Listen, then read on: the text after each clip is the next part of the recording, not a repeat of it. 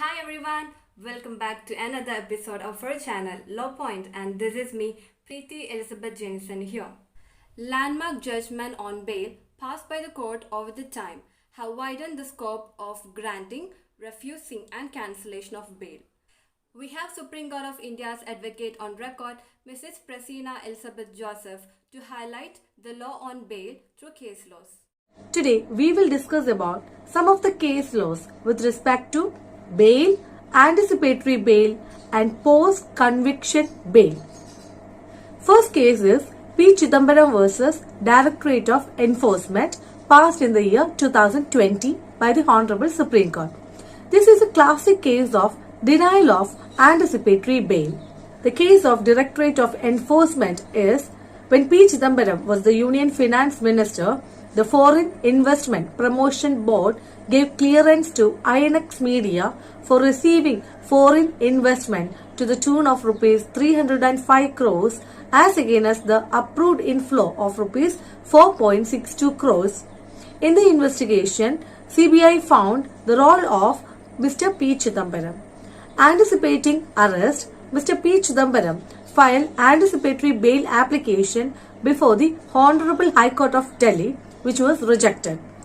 Mr. P. Chidambaram immediately filed anticipatory bail application before the Honorable Supreme Court of India.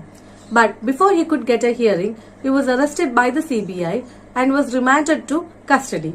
Eventually, when his anticipatory bail application came up for hearing before the Honorable Supreme Court of India, the Honorable Supreme Court held that since Mr. P. Chidambaram was already arrested, the anticipatory bail application could not be considered and he will have to file for regular bail.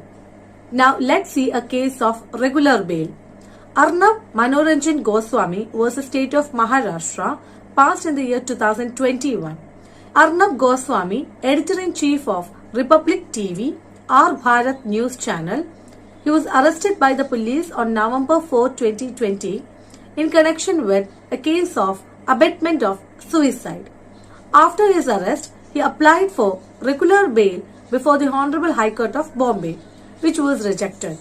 Being agreed, he filed a regular bail application before the Honorable Supreme Court, wherein the Honorable Supreme Court was pleased to allow his bail application and granted him bail during the pendency of the trial, with the condition that he will have to execute a bond of rupees 50,000 and also he shall not interfere with the ongoing investigation of the case.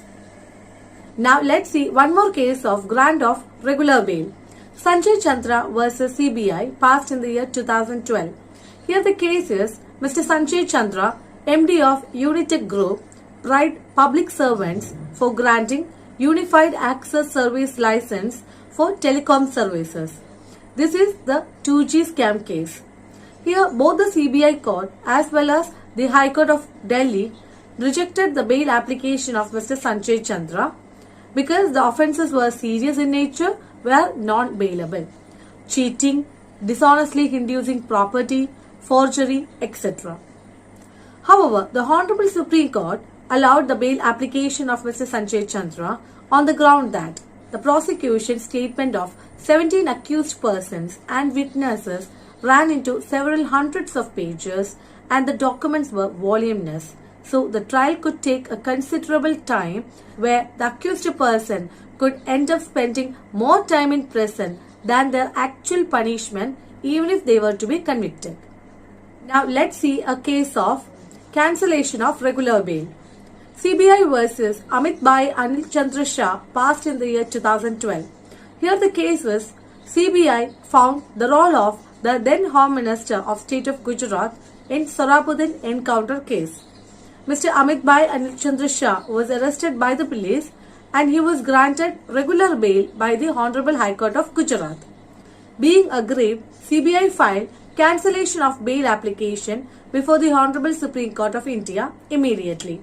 The Honorable Supreme Court, after hearing both the parties, held that Mr. Anil Bhai Anil Chandra Shah has not violated any of the bail conditions for the past 2 years.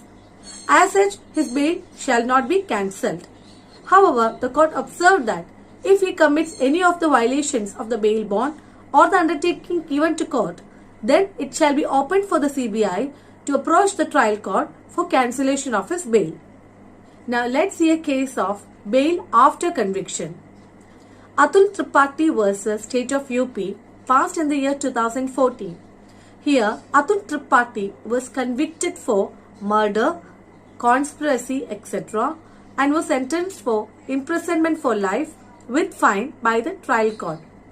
Being agreed by the judgment, he filed appeal before the Honorable High Court of UP. He, along with this appeal, filed an application for bail for granting him bail during the pendency of this appeal before the Honorable High Court of UP. Honorable High Court granted him bail. Being aggrieved, the complainant of this case filed appeal before the Honorable Supreme Court of India challenging the bail granted to him by the Honorable High Court of UP.